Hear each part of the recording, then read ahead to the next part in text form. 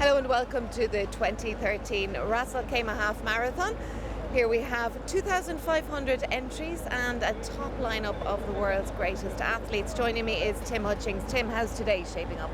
Shaping up superbly, actually. I think the greatest ever men's field has been gathered together. The women's field is very strong as well, more of them in a minute, but the men's field is astonishing. Jeffrey Mutai is here, who since his win in RAK in 2010 has become the world's greatest ever marathon runner. He's had wins in New York, Boston, Berlin.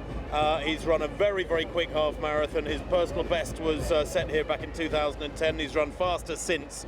So he's up against 9 other men who have broken the hour for the half marathon. That's the critical benchmark. Very, very hard to pick a winner.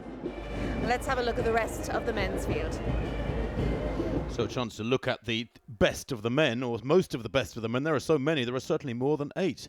Jeffrey Mutai, though, is perhaps the favourite, a former winner, so he knows the course, he knows the conditions, and of course he's a much better runner than he was when he first came to RAK 3 years ago. Look out, though, for all of those others. They've all broken the hour. Tim, what about the women's field? Women's field is incredibly strong too. Florence Kiplagat, the fastest athlete in the world last year from Kenya, is in the lineup.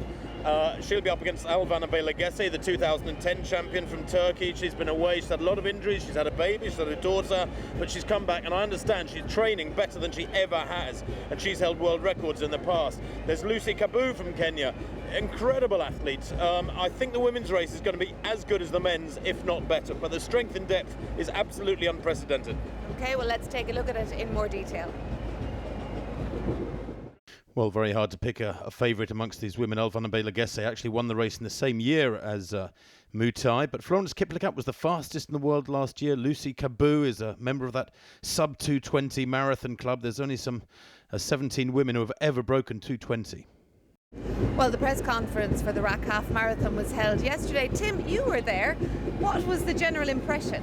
Well, I was there. It was 2 o'clock yesterday afternoon. We had several elite athletes out at the front, but I think it was probably the most cagey, lacking in information press conference I've ever attended. I was trying to eke some information, squeeze some information out of the elite athletes, but there's so many good athletes here that none of the people out in front really wanted to give very much away. I'm ready for the race. I feel better. I'm going to try break my own record and try to beat the new European record as well.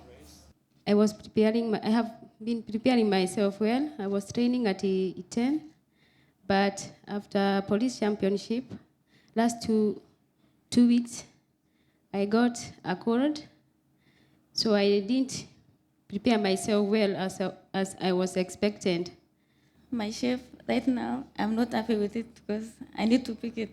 So I was coming here to try if I can run 67, but not 66. Well, we know course conditions are vital for the performance of the elite runners, and last year, Tim, would you agree, last year's conditions were challenging for the runners? What do you think of this year? The temperature is always perfect here, actually, but last year it was very windy. The wind was coming from over there to the northeast from the Hajar Mountains, and it really was quite challenging for the athletes. And little Mary Kaitani, for example, who had set a world record the previous year, said that but for the wind last year, she'd probably have broken her own world record. So it was very significant. Today it looks better. There's a slight breeze, of course, as usual, but conditions very good. The temperature's lovely. So the runners step out onto the road then, where they will actually be competing, what we call formally the competition area. Talking is all done, though, for the most part, and it's time for these athletes, every one of whom will be very nervous, to get their racing brains into gear. They'll have been up very, very early in the morning, indeed, getting up in the dark and having their breakfast before this 7 a.m. start. Quite an unusual start time, but necessary, of course, because of the mid-morning temperatures, which would otherwise make it very, very hard to record fast times. The men and women starting together, of course. Jeffrey Mutai very much amongst the favourites. The London Marathon beckons for him, but he needs to get this one right.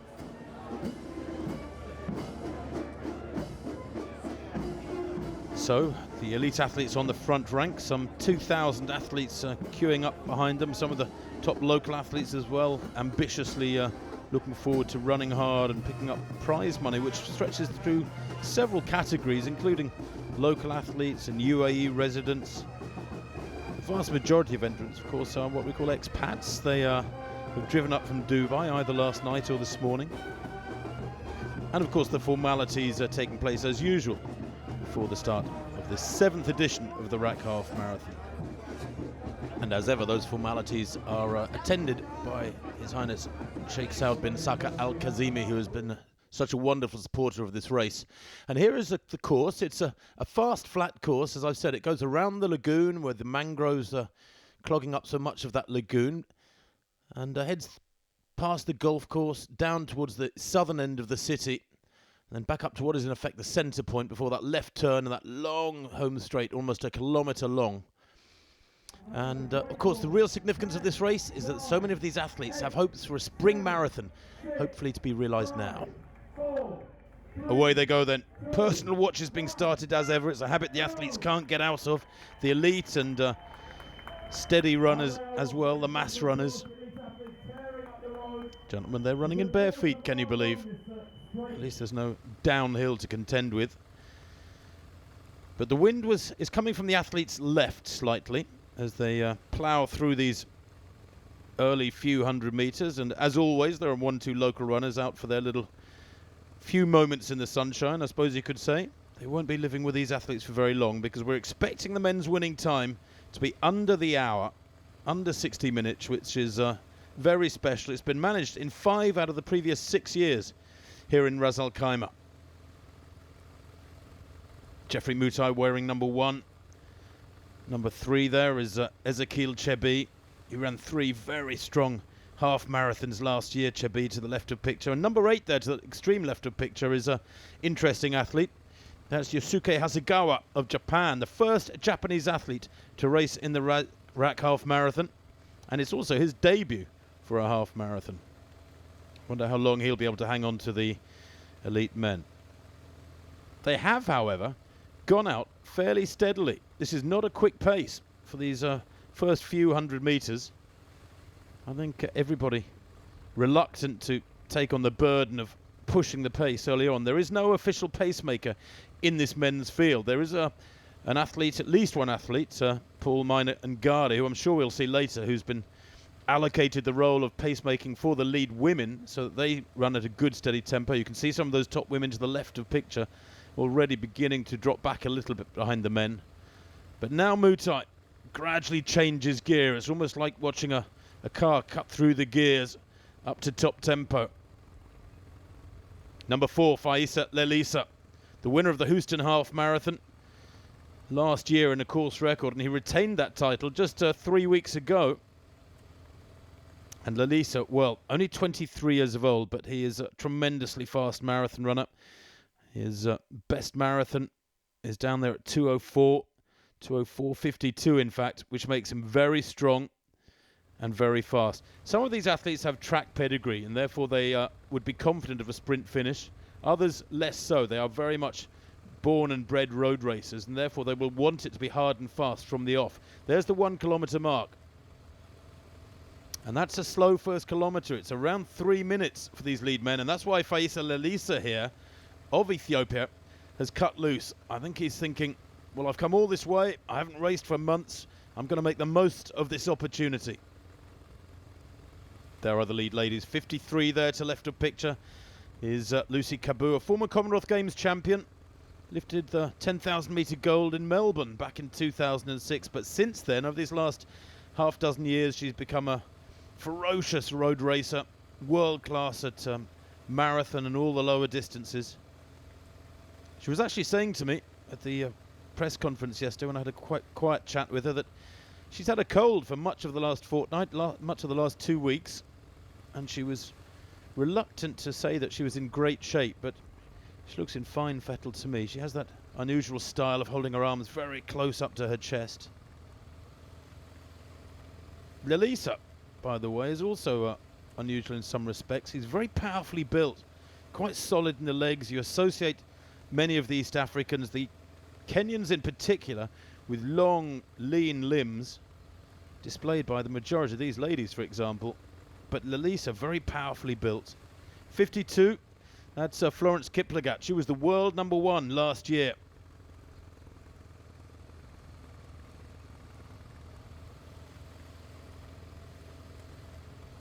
57. Just looking there in the yellow, Hela Kiprop was second in the Berlin half marathon last April in 68 minutes, just outside 68 minutes. Well, the women staying together, but they are moving very fast indeed. They've gone out more aggressively than the men in the early stages. Thanks, Tim. Well, this race isn't just about the elite runners. Thousands are running today for fun, for charity, with friends, and for a variety of good causes. I heard it's supposed to be good. This is the first time I'm running in RAK, and I expect it to be very good here. This is fast because most of the world athletes, like top, the cream, de la cream, they always come here. Like Geoffrey Mutai is the world fastest in marathon. So he's won this race before. He's here today to defend his title. And that's why everyone knows the race, like Ras Al Khaimah, and it's quite famous. Just for fun. And it's the first time I'm here. And I'm interested to seeing a little bit from all the area here around. And we have the same idea. We do it for fundraising. First half slow, second half fast. No, I've been racing in Canada. I've been racing in North America, and I've done quite a bit of 10 kilometers, half marathons, but I've never had like a personal best. So this is my goal this year. I just want to see if I can have my personal best. Like if I can run under 62 minutes, I'll be happy. I feel fine. I'm just a little bit freezing, but now it's going to be fine after we start run, so it's going to be good. To finish without injury, maybe 2:5, 2:6 would be a good time. So everybody racing with their own motivations. Many athletes in the mass running for charity, but this man Lalisa, well, he's beginning to motor now. Pick a spot on the side of the carriageway there and see how quickly he disappears out of shot. He is absolutely flying. That's 2 kilometers, and now his legs are really turning over well, and he's decided to push on here because the rest of the pack, through that first mile or so, were running relatively gingerly. But he really has cranked it up. Little glance over his shoulder to see if anybody's coming with him. I think maybe he sees an opportunity to break clear and get a big enough gap to really have a psychological thread snapped and move away from them, and then they would be racing against each other while he churns along on his own. But it's very difficult to get that sort of advantage over a field of this caliber. And speaking of caliber athletes, Lucy Kapoor very much amongst the favourites in this women's race. If that cold really has gone, then she will be a danger here. Winner of the New Delhi half marathon back in 2011. She travels widely, and unfortunately for the rest of this field, she's very, very consistent. There she is, 53. She doesn't have bad races, Lucy Kapoor. 54, Pascalia Kipkoech, bronze medalist at the World Half Marathon Championships in Hungary last October. She's just hidden by number 20 there, Paul Mina Ngari. There she is to right of picture, the little figure of Pascalia Kipkoech, just 24 years old.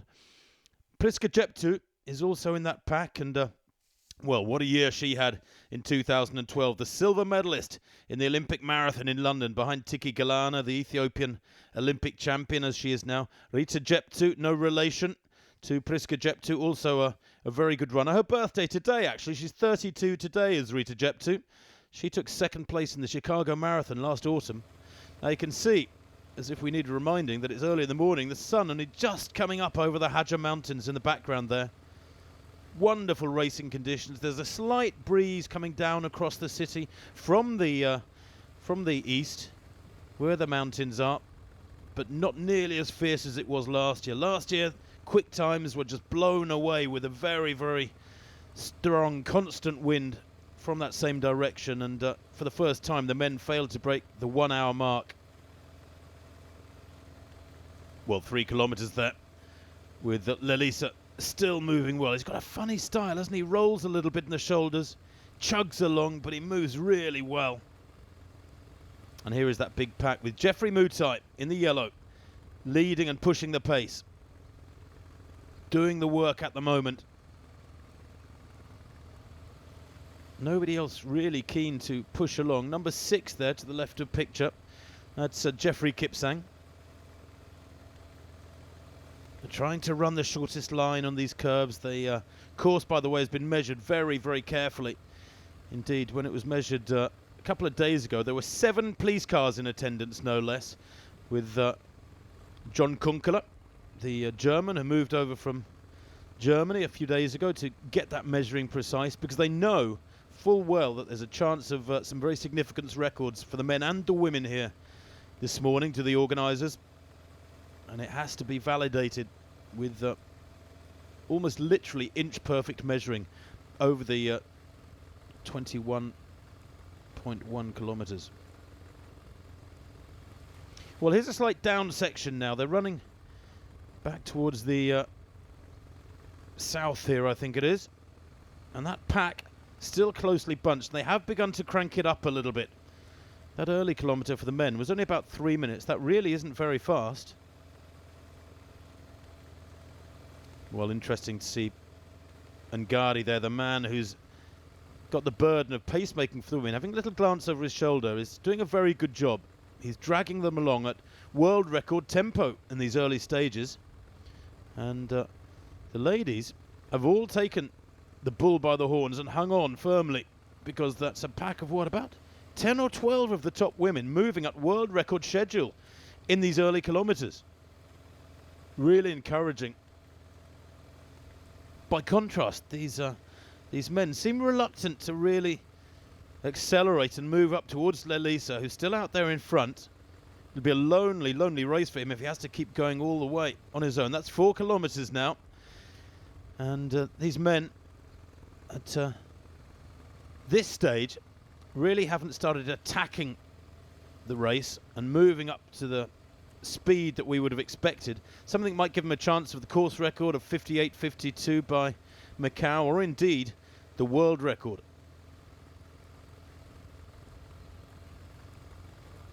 Well, Elisa has been reeled in.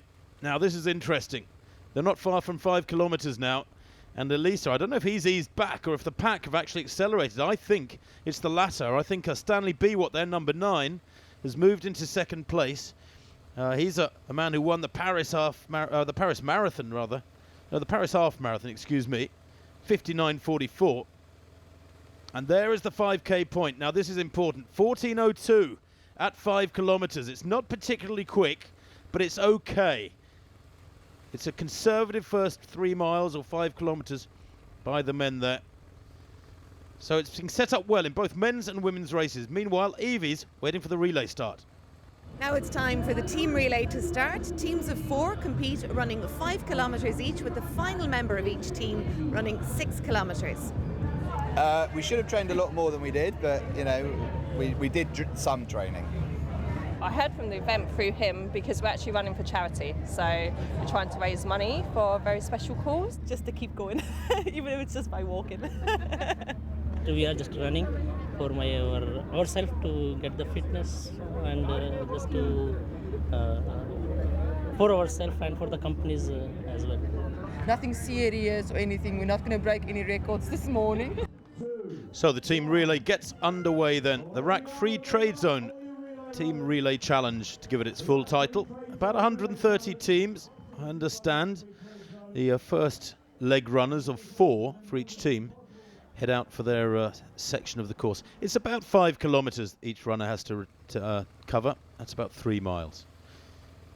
Here we see the lead women now, and they are approaching 5 kilometres. That's a relay starting at 7:15.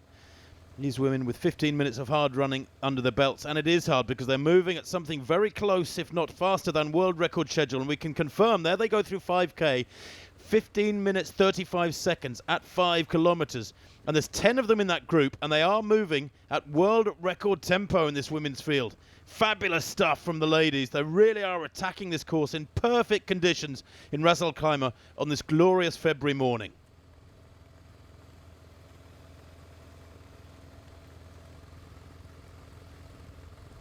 We join the men as they've gone through 5 kilometres at a very conservative 14 minutes and 2 seconds, but even at that tempo the pack has been whittled down. And number 4 there, Faisa Lelisa of Ethiopia, who tried to up the tempo, has been gradually reeled in by this pack of 8 or 9 athletes. Number 2, Stephen Kibet, won the Hague half marathon last year. He was the second fastest in the world last year, Quebec, with 58 minutes 54 seconds.